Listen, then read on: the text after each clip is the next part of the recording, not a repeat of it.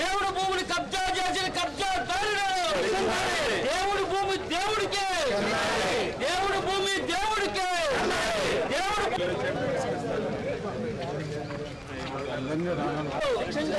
దేవుడు భూమిని కబ్జా చేసిన కబ్జాదారులను,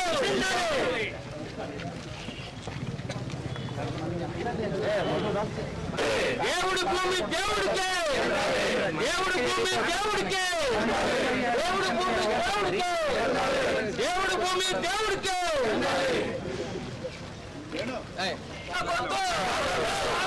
భూమిలో మింగేసిన ప్రభుత్వాలు మాకొద్దు, భూమిలో మింగేసిన ప్రభుత్వాలు మాకొద్దు, భూమిలో మింగేసిన ప్రభుత్వాలు మాకొద్దు. ఇదేమి రాజ్యం, ఇదేమి రాజ్యం, ఇదేమి రాజ్యం, ఇదేమి రాజ్యం, ఇదేమి రాజ్యం, ఇదేమి రాజ్యం. పెట్టారు దేవుడికే సత్బాబు పెట్టారు, దేవుడికే సత్బాబు పెట్టారు. దేవుడు భూమిని కబ్జా చేసిన కబ్జాదారులు. పుణ్యక్షేత్రం అంటే ఎంతోమంది భక్తులు మరి అక్కడికి భక్తి శ్రద్ధలతో వచ్చి కాలినడకన వచ్చి తమరి యొక్క కష్టాలు అన్నీ కూడా స్వామివారికి చెప్పుకొని ఆ కష్టాల నుండి మమ్మల్ని బయటికి పాడేయమని చెప్పి భక్తులందరూ కూడా అక్కడ వేడుకుంటూ ఉంటారు. అలా స్వామివారు తమ కష్టాలు తీరుస్తారని ప్రగాఢమైన నమ్మకంతో విశ్వాసంతో భక్తులందరూ కూడా అక్కడికి వస్తుంటారు. అలాంటి పుణ్యక్షేత్రంలో మరి తిమ్మాపురం గ్రామం అంటే నియరెస్ట్గా ఉంటుందండి ద్వారకా తిరుమలకి. ఆ గ్రామంలో ఈ స్వామివారి సేవలకి కావలసిన తులసి ఆకులు అంటే తులసి ఆకులతో తులసి దండ చేయడానికి అక్కడ తులసి వనాన్ని పెంచుతున్నారు. ఆ పెంచే స్థలం ఎక్కడిది అంటే మనకి ఈ దేవస్థానానికి సంబంధించి అప్పుడు అంటే 1994లో కొంతమంది దాతలు అక్కడ దాదాపు అక్కడ ఉన్న గుడి వేణుగోపాల స్వామి గుడితో కలిపి 3 ఎకరాలు ఉంటుందండి. ఆ గుడికి సంబంధించిన స్థలం పక్కనే వేద పాఠశాలకు సంబంధించి దేవస్థానం కొంత స్థలం కొని అక్కడ వేద పాఠశాలను కూడా నడపడం జరుగుతుంది. అయితే ఈ వేణుగోపాల స్వామి గుడికి సంబంధించి దాతలుగా ఉన్నవారు ఎవరు అంటే అక్కడ ప్రసన్న కుమారాచార్యులు అనే ఆయన పేరున ఆర్ఎస్ఆర్లో ఆల్రెడీ రికార్డ్ అయ్యి ఉంది. దాన్ని ఈ మధ్య కాలంలో ఒక ఫేక్ డాక్యుమెంట్, ఒక అన్రిజిస్టర్డ్ డాక్యుమెంట్ ఒకటి క్రియేట్ చేసి ఫోర్జరీ చేసి దాన్ని మ్యూటేషన్ చేశారు. ఇది ఫేక్ డాక్యుమెంట్ అండి, ఇది అన్రిజిస్టర్డ్ డాక్యుమెంట్ అనమాట. దీన్ని బేస్ చేసుకుని రెవెన్యూ అధికారులు ఏదైతే దేవస్థానానికి దాతలు ఇచ్చున్నారో ఆ భూమిని మ్యూటేషన్ చేయడం జరిగింది.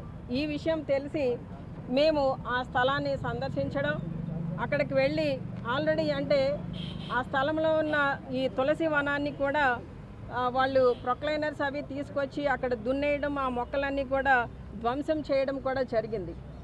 ఇది జరిగిన తర్వాత కొన్ని పేపర్స్లో కూడా సాక్షి పేపర్ వేరే పేపర్స్లో కూడా రావడం జరిగింది. ఆ కథనాలని బేస్ చేసుకుని మేము ఎంక్వైరీ చేసి ఇవన్నీ కూడా ఈ ఎవిడెన్స్లన్నీ కూడా సంపాదించడం జరిగిందండి. వీటిని బేస్ చేసుకుని మేము వెళ్ళి అక్కడ చూసినప్పుడు నిజంగానే మరి అక్కడ ఉండవలసిన తులసి వనాన్ని వాళ్ళు ధ్వంసం చేయడం ఎందుకు ఇలా జరిగింది, ఇన్ని సంవత్సరాలు కూడా దేవస్థానం అండర్లో ఉన్న ఈ భూమిని ఒకవేళ ఎవరో వచ్చి ఏదో డాక్యుమెంట్ చూపించి మ్యూటేషన్ చేయమని అడిగినప్పుడు ఖచ్చితంగా రెవెన్యూ అధికారులు దేవస్థానం వారికి ఒక నోటీస్ ఇవ్వాలి. ఆ నోటీస్ ఇచ్చారా అంటే ఇవ్వలేదు. ఏది కూడా పద్ధతి ప్రకారం జరగలేదు. అంటే అక్కడ ఒక అన్రిజిస్టర్డ్ డాక్యుమెంట్ని బేస్ చేసుకుని ఫోర్జరీ సంతకాలను కూడా ఎంక్వైరీ చేయకుండా ఎవరు ఎప్పుడో 94లో దేవస్థానానికి ఇచ్చేసిన దాతల యొక్క సంతకాన్ని వీరు ఫోర్జరీ చేసి ఇది మాకు ఇచ్చారు అని చెప్పి వాళ్ళు ఈ మధ్య కాలంలో తీసుకొచ్చి దాని ద్వారా మ్యూటేషన్ చేయించుకోవడం అనేది జరిగిందన్న విషయం మాకు కొన్ని ఆధారాలు దొరకడంతో ఈ ఆధారాలతో ఈ రోజున మేము ఇక్కడ నిన్నటి రోజున కలెక్టర్ గారికి నేను కాల్ చేసి మాట్లాడడం జరిగింది. ఆవిడ వేరే వర్క్ ఉండి చింతలపూడి వెళ్తున్నామని చెప్పడంతో జేసీ గారిని కలవడానికి వస్తామని చెప్తే సరే వచ్చి ఇక్కడ చెప్పడం జరిగింది. ఈ మధ్యకాలంలో ఇదంతా నడుస్తున్నప్పుడు జనసేనకు సంబంధించిన నాయకులు కొంతమంది వచ్చి అక్కడ ఆ స్థలాన్ని సందర్శించి ఇది వైసీపీ వాళ్ళ మిత్ర బృందం కలిసి కబ్జా చేశారని ఆయన ఒక స్టేట్మెంట్ ఇచ్చాడు. ఎవరు? జనసేన నాయకుడు. అంటే వాళ్ళు ఏ విధంగా మాట్లాడుతున్నారని, జనసేన ఎవరితో మిత్ర బృందం అండి? టీడీపీతో మిత్ర బృందం. వాళ్ళ మిత్ర బృందమే కబ్జా చేశారని తెలుసుకోకుండా, సరైన ఇన్ఫర్మేషన్తో రాకుండా మళ్ళీ ఆ నింద మా మీద మోపడం అనేది ఎంతవరకు కరెక్ట్?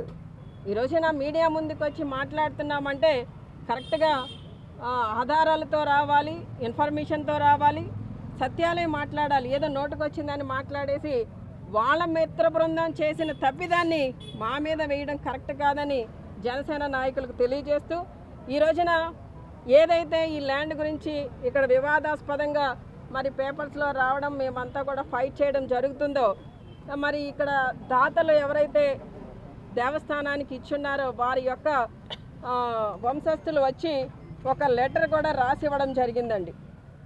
ఎవరికి?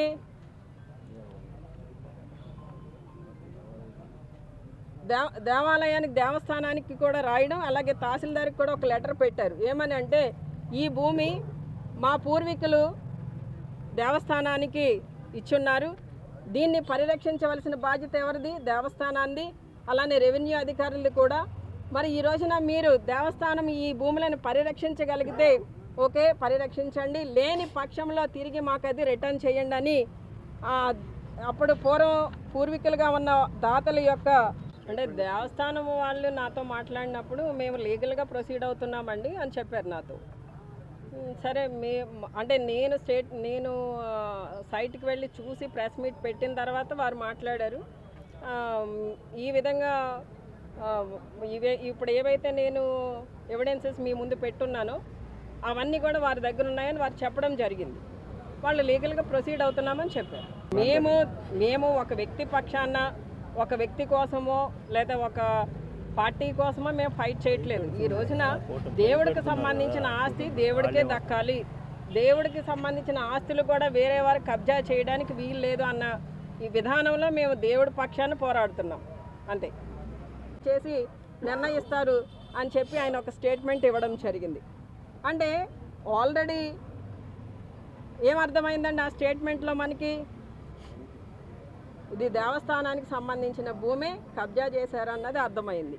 అలానే ఎవరి నోటన మేము విన్నాం, ఎంఆర్ఓ తిరిగి దాన్ని రీమ్యూటేషన్ చేసేస్తున్నాం, కంగారు పడకండి అని ఎవరితోనో చెప్పారట. అంటే మ్యూటేషన్ మళ్ళీ బ్యాక్ చేస్తున్నారంటే అర్థం ఏంటి? పొరపాటు జరిగిందని. ఖచ్చితంగా వాళ్ళే చెప్పకనే చెప్పారు కనుక ఈ రోజున మేమంతా కూడా డిమాండ్ చేసేది ఏంటంటే, ఎవరైతే ఈ కబ్జాకి పాల్పడ్డారో, ఎవరైతే ఈ కబ్జా చేయడానికి ప్రోత్సహించారో, ఎవరైతే ఈ మ్యూటేషన్ చేయడానికి ఫేక్ డాక్యుమెంట్ క్రియేట్ చేసి ఫోర్జరీ చేశారో వారిని అదుపులోకి తీసుకుని వారి మీద కఠిన చర్యలు తీసుకోవాలి.